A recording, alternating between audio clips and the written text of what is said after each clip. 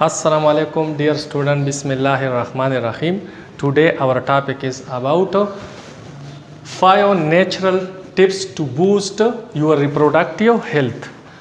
ऐसे 5 कुदरती तरीके जिसके ज़रिए हम अपने रिप्रोडक्टिव हेल्थ को मज़बूत और बेहतर बना सकते हैं। तो वो 5 जो टिप्स किया है मैं इसको आपके साथ तफसील के साथ शेयर करना चाहूँगा। सबसे पहले जो इसमें आएगा जो हमारे रिप्रोडक्टिव हेल्थ को बूस्ट करेगा तो वो है बैलेंस डाइट। अब बैलेंस डाइट का मतलब क्या है? Balance diet is a diet which contain are which have an appropriate amount of protein, fats, carbohydrates, dietary fibre, mineral and vitamins. यानी बैलेंस डाइट का मतलब वो होता है जिसमें मुनासिब मिकदार में प्रोटीन हो, फैट्स हो, कार्बोहाइड्रेट्स हो, डाइटरी फाइबर हो, इसके साथ मिनरल्स हो और वाइटामिन्स वगैरह शामिल हो, तो इसको हम डाइटरी बैलेंस डाइट कहते हैं। जिस बंदे का डाइट यानी ग़िज़ा मुतवाज़िन हो तो उसका रिप्रोडक्टिव हेल्थ इंतहाई हेल्थी होगा। क्यों? क्योंकि it improve overall health of the body. यानी बैलेंस डाइट न सिर्फ के रिप्रोडक्टिव हेल्थ के लिए लाजिमी होता है बल्कि ये हमारे तमाम बॉडी के डेवलपमेंट के लिए इंतहाई ज़रूरी होता है। क्योंकि रिप्रोडक्शन के लिए जो हार्मोन्स इस्तेमाल होते हैं रिप्रोडक्टिव हेल्थ में यानी रिप्रोडक्टिव ट्रैक में जो हार्मोन है और जो हार्मोन हमारे रिप्रोडक्टिव हेल्थ को बूस्ट करता है वो प्रोटीन से बने हुए हैं। तो बैलेंस डाइट में हमारे पास प्रोटीन है, इस तरह जो है स्टीरॉयड हार्मोन है उसके लिए फैट्स की ज़रूरत होती है, मुख्तलिफ वाइटामिन्स होते हैं, वाइटामिन ई जो है ये फर्टिलिटी के लिए इंतहाई लाजिमी होता है।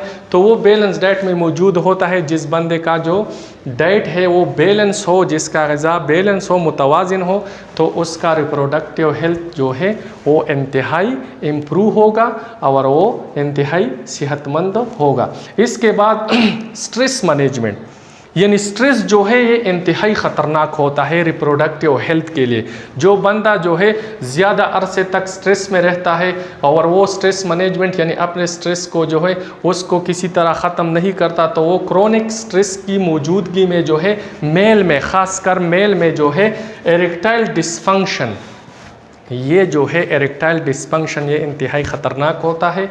तो ये जो है स्ट्रेस की वजह से ये मेल में एरेक्टाइल डिसफंक्शन काज हो जाता है और इस तरह रिड्यूस सेक्स ड्राइव या लिबिडो यानी सेक्स ड्राइव जो हो उसका कम हो जाता है। इस तरह इर्रेगुलरिटी इन हार्मोन बैलेंस और उसके जो हार्मोन होते हैं रिप्रोडक्टिव हार्मोन उसकी बैलेंस में भी जो है फ़र्क आता है। और इस तरह फीमेल में जो है क्या काज करता है? डिसरप्शन इन मेंसेस, और ये मेंसेस में जो है ये मेंसेस को डिसरप्ट करता है और साथ साथ सेक्सुअल एराउसल को भी ख़त्म कर देता है, यानी मुकम्मल ख़त्म नहीं करता बल्कि इसको रिड्यूस करता है।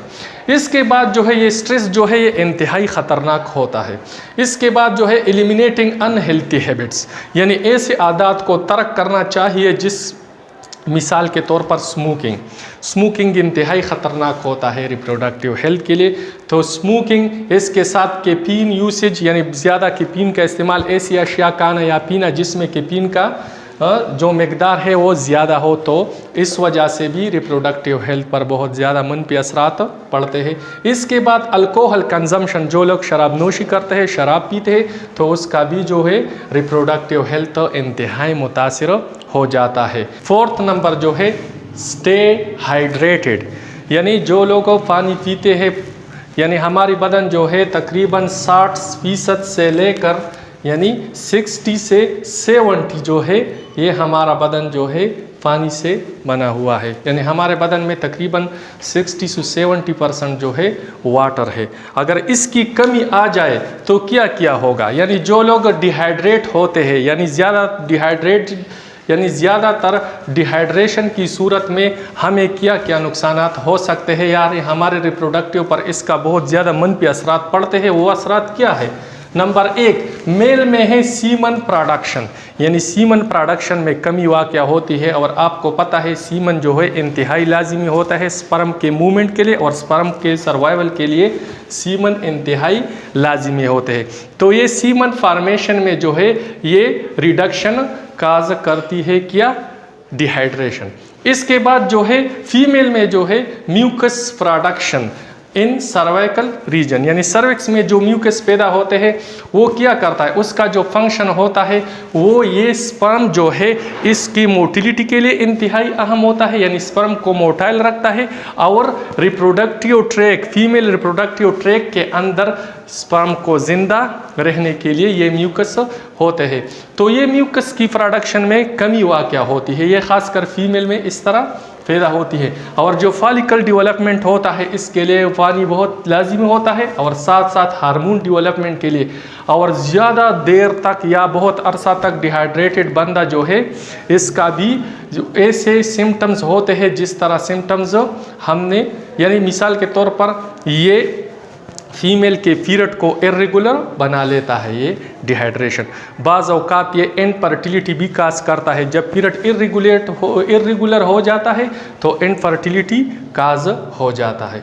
इसके बाद जो है 5वां एडुकेट स्लीप, ख़ासकर स्लीप या नींद जो है नाइट स्लीप, यानी जो लोग रात को पूरा नींद नहीं लेते तो उसको बहुत ज़्यादा नुकसान होता है। उसका नुकसान ज़्यादातर जो है रिप्रोडक्टिव हेल्थ पर होता है, इम्यून सिस्टम पर होता है।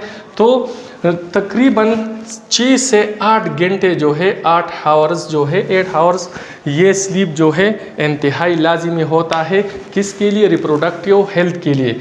ये क्या करता है, यानी एडुकेट स्लीप क्या करता है, इम्प्रूव हार्मोन्स बैलेंस, यानी हमारे जिस्म को है ये जितने भी हार्मोन्स है रिप्रोडक्टिव सिस्टम का वो क्या करते हैं, उसको बैलेंस में रखता है। और साथ साथ जो है एबॉलिश स्ट्रेस, और हमें स्ट्रेस से बचाता है, यानी स्ट्रेस ख़त्म करता है, थकावट ख़त्म करता है। अगर हम ज़्यादा स्लीप यानी हम एडुकेट स्लीप नहीं लेते, यानी हम जो अपना नींद है वो पूरा नहीं करते रात को 6 से 8 घंटे, तो हमारे साथ क्या होता है, सबसे पहले जो हमें सबसे ज़्यादा नुकसान देता है वो हमारे लिबिडो को कम करता है। इस तरह फीमेल में सेक्सुअल एराउसल को पैदा यानी कम करता है। साथ साथ जो है हार्मोनल इम्बैलेंस की वजह से जो है यानी मेंसेस को वो इर्रेगुलर कर लेता है। और इसके साथ साथ मेल में इरेक्टाइल डिस्फंक्शन जो है ये भी काज करता है। इरेक्टाइल डिस्फंक्शन ये भी ज़्यादा ख्वाब यानी एडुकेट स्लीप न लेने की वजह है इरेक्टाइल डिस्फंक्शन। अगर हमारी वीडियो अच्छी लगी हो और इस तरह और मालूमाती वीडियो के लिए हमारी चैनल को प्लीज़ सब्सक्राइब कीजिए और बेल आइकन बटन को दबाइए ताकि बर वक्त हमारे वीडियो आप तक पहुँचे।